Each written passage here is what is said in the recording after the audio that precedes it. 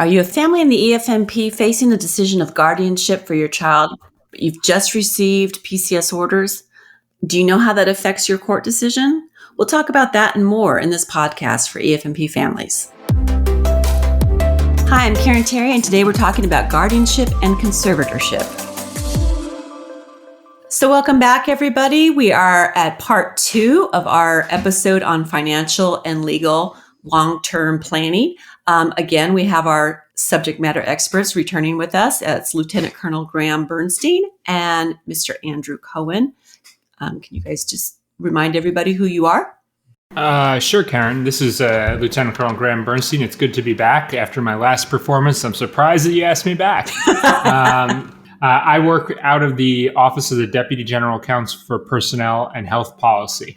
And I am Andy Cohen, Director of the Office of Financial Readiness at OSD. And I think if anyone's more surprised at being asked back, it's me. So I'm glad to be back, though. So another consideration when planning for your family's long-term health, financial health, or legal health may be guardianship and or conservatorship. We all know children are legal adults when they reach what is called the, quote, age of majority, unquote, which for most states and the DOD is 18. But I think there are parents of children with special needs who don't necessarily realize what that means for their ability to advocate for their child or manage their affairs once that child turns 18. So, Graham, can you share a little bit more of what that means from the legal perspective?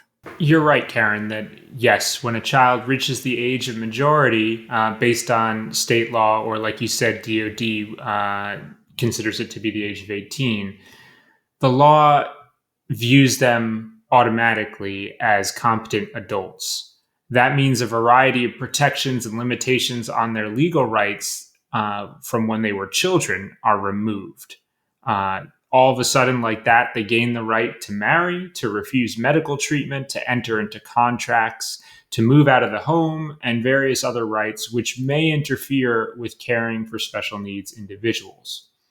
In order to ensure caregivers can continue to pursue the best interest of their loved ones, when that individual cannot or will not be able to care for themselves, caregivers should seek adult guardianship and or conservatorship. Okay, so what's the difference between those two? Another riveting and exciting topic for me to discuss. Thank you, Karen. I do my best. Guardianship generally refers to a person appointed to make decisions related to the ward, and the ward is just a fancy term for the person that's being cared for things like healthcare and living arrangements. So again, guardianship is concerned about the person specifically, whereas conservatorship refers to a person charged with caring for the property and the financial affairs of the ward. So guardianship is about the person and conservatorship is about their finances. Now, these two statuses are obviously intertwined and are often lumped together under the single term guardianship. To become a guardian or a conservator for a special needs individual, a state court must determine that that person is unable to manage his or her own personal or financial affairs. Then the court will appoint a guardian and or a conservator for that person. It's important to note here that each state has their own laws and process for establishing guardianship and conservatorship. However, for the purposes of this podcast, we can lump almost all of the states together with some general requirements. Almost every state is going to require a would-be guardian to do what is called petitioning the court for guardian or conservatorship status. That means basically it's on you to go to the court and start the process of requesting this status being given to you. The court will then appoint a guardian ad litem, which is just a fancy lawyer term for a court-appointed attorney who is charged with looking after the best interest of the special needs person during the ensuing court proceedings. This is done as a protection for that special needs person.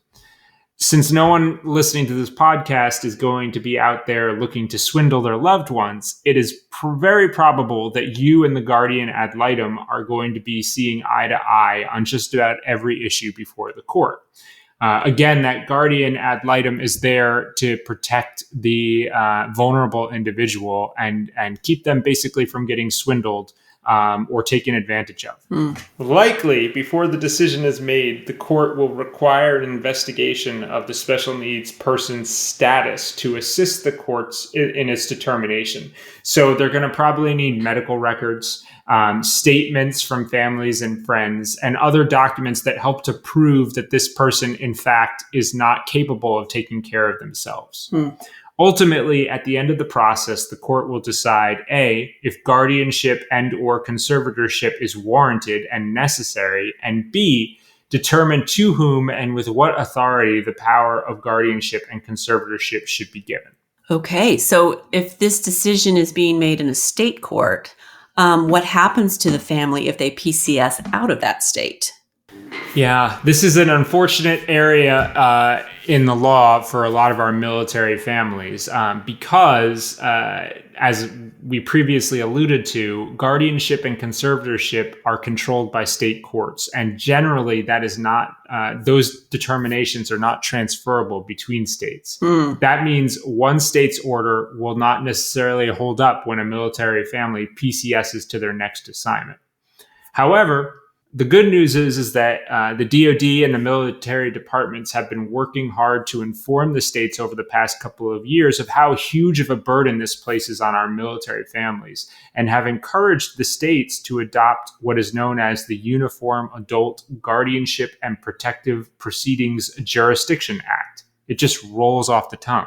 Wow. This model legislation helps to significantly streamline the transfer of a guardianship conservatorship from one state to another. As of this recording, most states have adopted this law. Unfortunately for our military families, the states that have not adopted it, which include Texas, Florida, Kansas, and Michigan, have a lot of military presence in those states. So it behooves you as a special needs military family to do a little digging into the state that you're PCSing to and whether they have adopted this model legislation or not. A quick internet search can help you determine if your state or the state you're PCSing into has adopted the Uniform Adult Guardianship and Protective Proceedings Jurisdiction Act. Okay, I'm going to try my hand at saying that too. Because I think it's a great thing and I had never really heard of it before. So I'm pleased that so many states are part of the Uniform Adult Guardianship and Protective Proceedings Jurisdiction Act. And I'm hoping that those outliers join soon. But so fun fact, I am currently working with a civilian lawyer myself to establish guardianship over my son. He's going to be 18 later this year. And I can tell you it is a stressful and emotional process. I am sincerely relieved that the act exists in as many states as it does. But I hope that the others join soon to help our military families. I think for many parents that when their child becomes an adult, it's in a happy occasion and not one that necessarily causes a great deal of anxiety. But for some parents, like myself, depending on the child's special need and the nature and severity of that need, this turning 18 becomes very anxiety inducing. So I'm glad that this is an option. But financially speaking, Andy, if a family is planning on pursuing guardianship or just keeping that adult child at home, what do you suggest that they do to plan ahead? So Karen, those are some great questions and some great points, because it really is stressful and anxiety producing. And there are a number of factors depending on each family's individual circumstances. Simply put, we have to plan for how we're going to provide for our child's needs, either paying directly for them or determining if there's eligibility for benefits that might provide for our child's needs and subsidize their care or provide other support. For example, my child still lives at home, and however, while she may be able to live on her own in an apartment, according to her caregivers, she's really not able to work at a level where she can afford to do so. So one of the current conversations we're having within our household is, one, confirming that she does have the life skills to live on her own, and how might we subsidize the expenses of living on her own in a high-cost area. why we're factoring in how to manage these risks to our own retirement assets and potentially meeting our other financial needs. As being part of the sandwich generation right now, my wife's 90-year-old mother is currently in assisted living. And given the fact that she beat colon cancer in 2019 and survived a week in the hospital with COVID in 2020, she just may outlive her assets. Oh, wow. She's had a lot to deal with these past few years. Yes, she has. But more to the topic of taking care of our family members, one area is the issue of planning for medical care.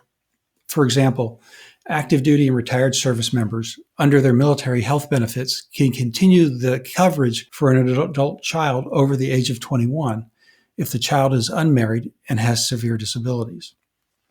And this child is also unable to work or go to school full-time. The program or benefit is commonly referred to as medical benefits for an incapacitated child over the age of 21. For additional details on this benefit, you can go to the DFAS website and search the term secondary dependency. Yeah, there are also checklists for establishing an incapacitated child and/or secondary dependency on the EFMP and Me website or web tool, just for your information. Thank you. And, the more places where these resources are posted certainly makes them easier to find. Mm-hmm. Definitely. Continuing the discussion about medical benefits, we also need to understand we have veterans that may not retire from the military and don't have the same access to military programs. Your healthcare provider may still have some means of allowing coverage post-service if you're able to provide your child's medical history and prognosis. The same may also apply if you're a retiree and you go to work for an employer where you may want to take advantage of your employer's health plan as your primary insurance in lieu of TRICARE. For example, after retiring from the Army, I worked for a private company with a great healthcare plan that minimized our need for TRICARE. And by documenting the fact that my adult child qualified for and enrolled in TRICARE coverage under the secondary dependency program, the insurance company for the company I worked for, they let us carry her on our health insurance policy as well. Why this may not be true of all health insurance carriers, you don't know until you ask, is how the saying goes. Right. It's important to remember when addressing the long-term financial and legal needs of your special needs child is that there's no one-size-fits-all approach to this problem. It's based on the unique factors pertaining to you, your family, and your child. Research is needed. Talk to everyone. Your child's caregivers, legal assistants, your EFMP coordinator, state assistance programs, and don't forget your child's school district about plans to transition into adulthood. Being informed and being able to make the best choice based on your child's needs is the best tool you can have. That's good advice. Every situation continues to be unique throughout your child's life and the journey you're on with your special needs. Can you talk about developing a financial plan? You've mentioned some different elements, but what questions should families ask?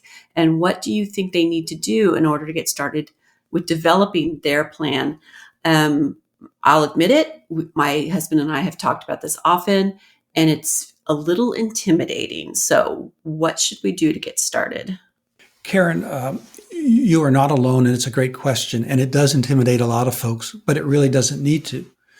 First and foremost, it's important to understand a financial plan does not need to be complicated. It does not need to account for every item or be detailed down to the penny, nor does it constrict you in what you can or can't spend money on.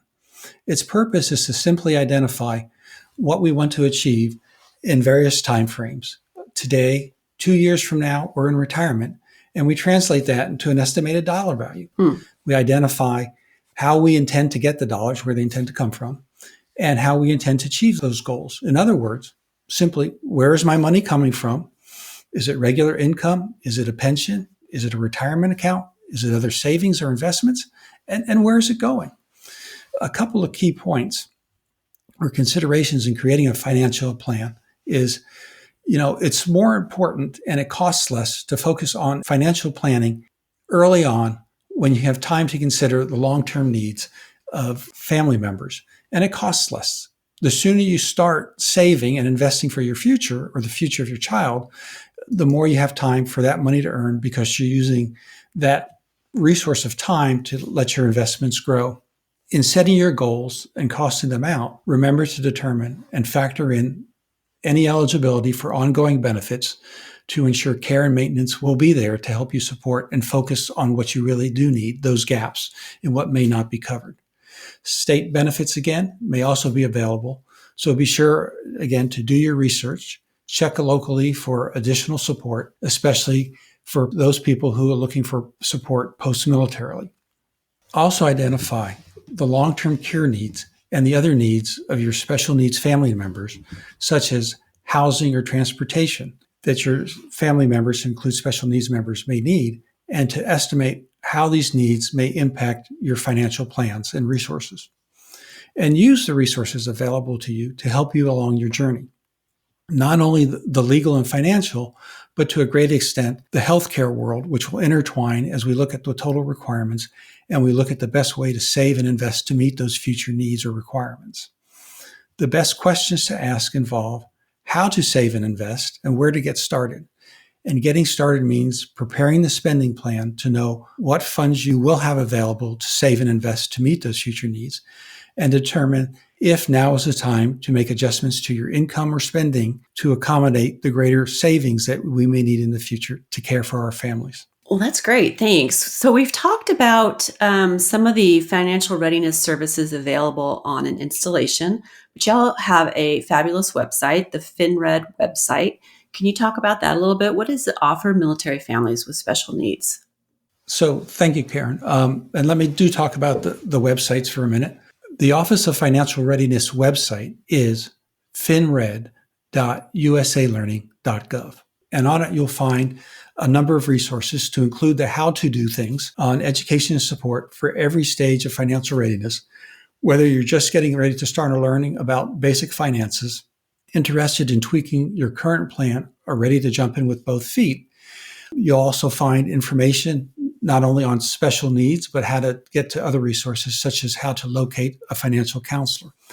In addition, we have a website that has similar information geared towards military spouses called milspousemoneymission.org. And then in addition to our websites, we publish a financial education app called Sense. That's spelled SCN$E. And it's a free app from the Apple App Store or Google Play Store.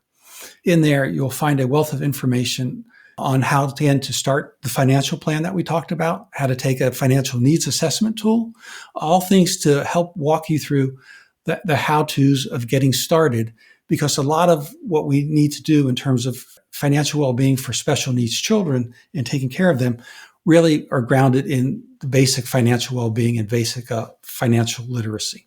I will be looking up that app as soon as we are done recording this. Okay, so we have covered a lot of information, and I would just like to get some suggestions from both of you for the families that are new to EFMP. Where do they start when it comes to legal or financial connections, resources, etc.? Graham, do you want to start that first? Yeah, sure. There definitely are, and we've talked about a couple of them here today, a lot of resources out there for special needs families within the DoD. I would encourage new families to start with some self-help research through Military One Source or EFMP and me, and to schedule a sit-down with your local installation legal office to talk through some of the questions you might have. Great. Andy? Thank you. I would start, again, with your local military and family readiness centers to access your personal financial counselor and the additional support for EFMP families. While it may feel like it, you are not alone. While the department has a number of resources, don't forget there are other resources like support groups where information and support is shared among others of us with similar challenges. Mm-hmm. On the side, personally, it becomes a source of personal satisfaction when my wife and I can pass on information and experiences that we've dealt with in our journey to help others just starting theirs. Don't be afraid to ask questions.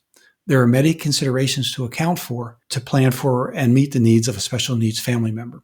Take the time to ask questions and research options that best fit the needs of your family. Okay, well, gentlemen, you have shared so much with us during this episode. I think our families have a lot of things to follow up on. Do you have any last minute words, tips, advice, anything you'd like to add? Sure, I guess I'll go first again.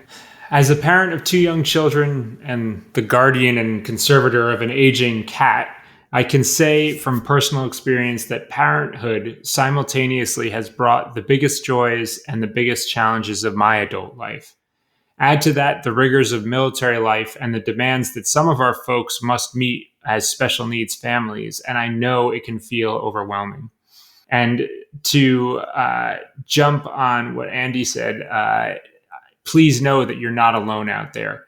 None of us are the first people to meet these challenges, and the support and awareness offered by the military community and society in general has been steadily growing in recent years. DoD services like Military One Source and the Exceptional Family Member Program are here for you. Specifically, my advice to any special needs family would be the same as my advice to any military family, which is to be prepared. From my perspective as a JAG, that means identifying your goals and your wishes and prepping the battlefield to meet those objectives. Look, I get it. No one wants to talk about death, money, taxes, or growing old. But those are the exact in-depth conversations you need to have with your family in order to identify what your goals are and what you really want to accomplish. This is especially true if you're a special needs family. Once you know where you want to end up, then you can tap the resources that we've talked about today to help you get there. For special needs family, the big ticket legal areas where your installation legal office can start helping you and set you on the right path are estate planning, which includes wills and living wills and special need trusts, counseling, and powers of attorney. Guardianship and conservatorship, which we talked a little bit about earlier. And a big one that we haven't really talked a lot about today, but that has been becoming more and more relevant in the past few years is education law. I encourage special needs families to reach out to your installation legal office to seek assistance on these matters. As we've said throughout this podcast, if they can't directly help you, they will be there to hold your hand in finding the way forward. Great. Andy? So, Karen, I think Graham summed up pretty well. I mean, the important thing to realize, again, is, we are not alone in our journeys here. There are a myriad of resources, and they can be put together to meet the individual needs that our families have, and to use them. Don't be ashamed to use them. Don't be ashamed to ask for help, because again, you are not alone. At times, it may feel like it, but we're all in this together. Mm-hmm. And the best thing to do is to get started, especially if you don't have a financial plan or an estate plan. It's something that you certainly need to do, and then make sure that you pull it out every now and then and update it. But, the day will come that we are not here to take care of those who depend on us, especially those with special needs. And it's really incumbent upon us to make sure that we get our affairs in order to do so. Thank you. So, guys, we are at the end of our conversation. And I would just like to remind our listeners that in addition to the great resources our guests have mentioned, families are always encouraged to contact their installation EF&P family support provider. Or for those who are not near an installation, Military One Source special needs consultants are available for information on financial and the legal services available to them. Additionally, EF&P and Me is an online tool that is always available, rain or shine, weekday or weekend, whenever or wherever you have a question. It is there to help you find the answer. So, Graham, Lieutenant Colonel Bernstein, Andy, Mr. Cohen, I appreciate you both for joining me today, and I know our listeners learned a lot. Are there any final words before we sign off? Thank you for the opportunity, Karen. I really enjoyed our chat. I hope your listeners found this podcast to be time well spent. Good luck, and please remember you're not alone out there. And I would offer the same comments. I appreciate the opportunity to contribute to this important discussion. And I too hope that our comments were able to release some of the stress and angst that families may feel on this important topic. And I too learned a lot as we went through it. So it's always a learning opportunity. Again, it's not a one and done exercise. Yeah, great. Thank you so much.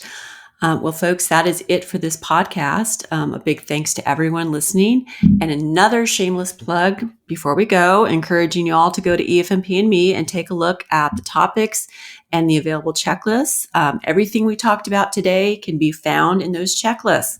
We are really excited about the tool, but we want to make it even better. So when you're using EFMP and Me, in the upper right-hand corner of the screen, you will see a contact button. If you click that, there's a drop down, and one of those things on the drop down says feedback. Click on that. We want your feedback and ideas so we can continue to refine EFMP and Me and make it the best tool possible for helping you find your answers. Service members and families, you can learn all about how enrollment works on EFMP and Me and through the free online courses offered by the Department of Defense at Mill Life Learning. You can go to efmpandme.militaryonesource.mil and efmplearning.militaryOnesource.mil to find either of those resources. Service providers and leaders, please check out the recently added sections for you on the EFMP and Me. Again, that is EFMP and Me, all one word, .militaryonesource, all one word, .mil. Thank you both for joining us today and all our listeners out there. I hope you found the information we shared valuable. And don't forget, again, all these resources are listed on EFMP and Me. And if you have feedback or questions, please reach out to us. Our next podcast discussion is all about you, the caregiver. So please listen and get some information on how to care for yourself. Thank you very much. You've been listening to a podcast for families in the EFMP brought to you by the Office of Special Needs and Military OneSource. Come back to catch our episode on caregiving. I'm Karen Terry. Thanks for listening.